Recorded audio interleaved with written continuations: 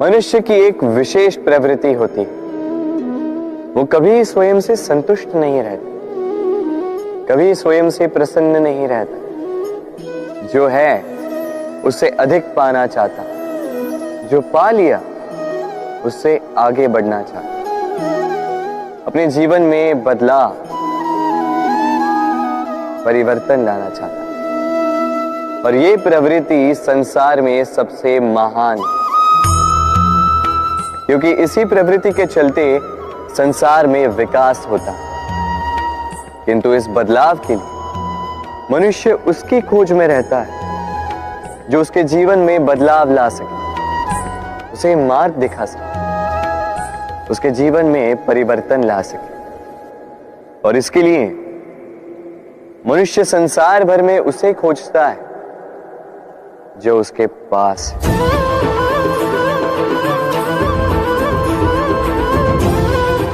बताइए कौन? यदि कोई आपका जीवन बदल सकता है तो दर्पण देखिए। वो आप स्वयं है जो आपका जीवन बदल सकते हैं।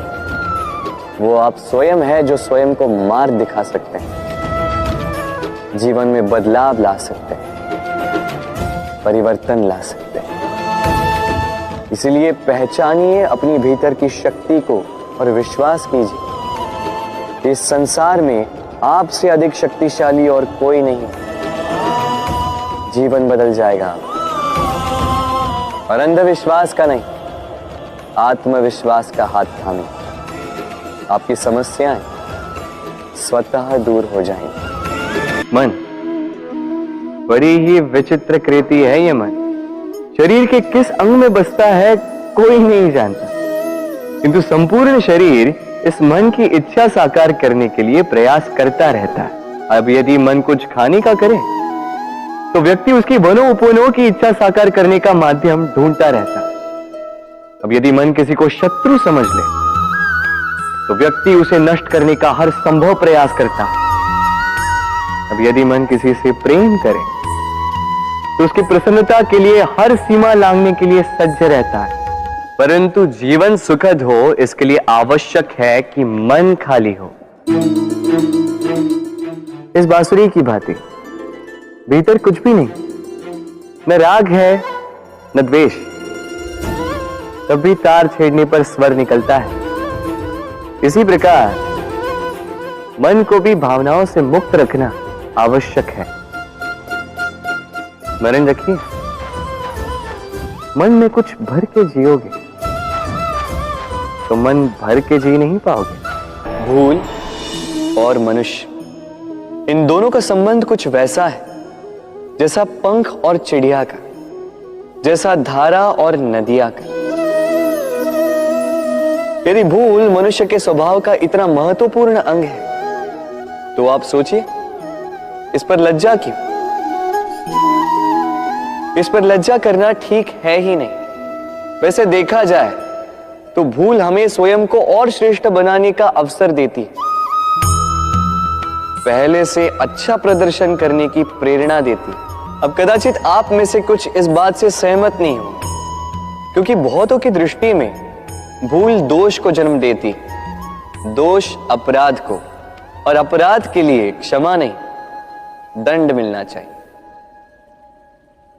किंतु क्या आपने कभी सोचा है कि ऐसा क्यों होता है?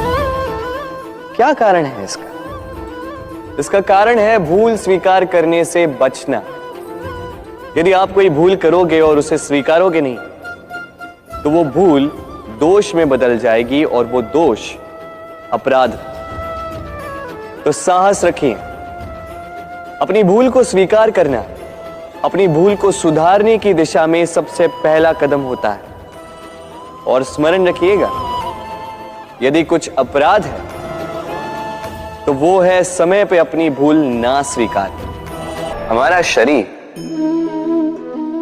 प्रकृति की सर्वोत्तम रचना है। जो अंग, जो तत्व हमें मिले, उन सब का अपना अपना एक संदेश है। दो आंखें दी हैं देखने के लिए, दो कान दिए हैं सुनने के लिए, नथुने भी दो हाथ दिए हैं दोहरा परिश्रम करने के लिए। किंतु जीव केवल एक। उस पर भी नुकीले बलिष्ठ दांत दिए उनकी रक्षा के लिए। कभी सोचा है क्यों?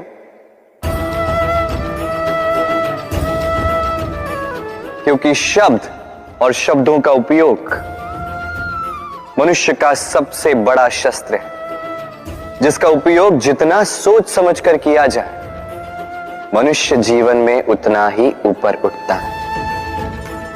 तो समझे ना?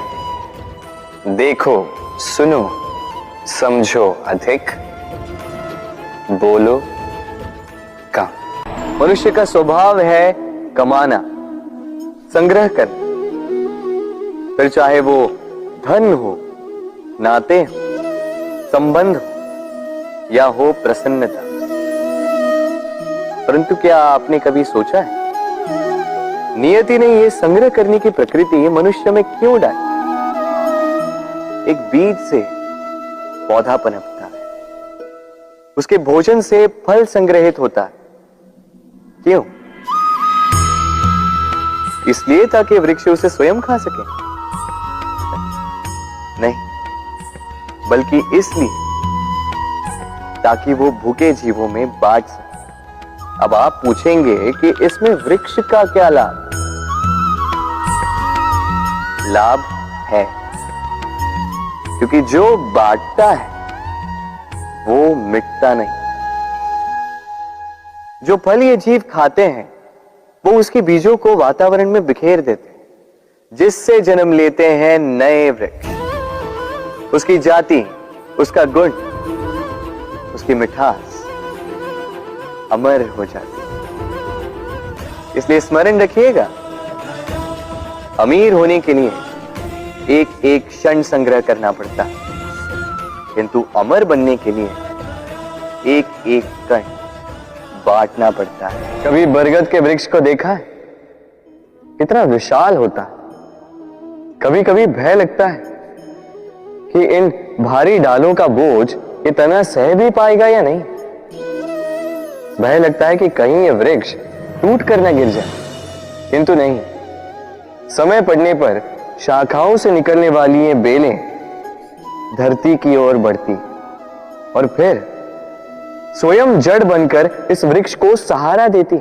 इसी प्रकार जो परोपकार करते हैं, सत्कर्म करते हैं, उन्हें स्वयं के लिए चिंतित होने की आवश्यकता ही नहीं, क्योंकि उनके कर्म ढाल बनकर उनकी रक्षा करते हैं। इसीलिए जीवन में सहारे की नहीं, कर्म की चिंता कीजिए।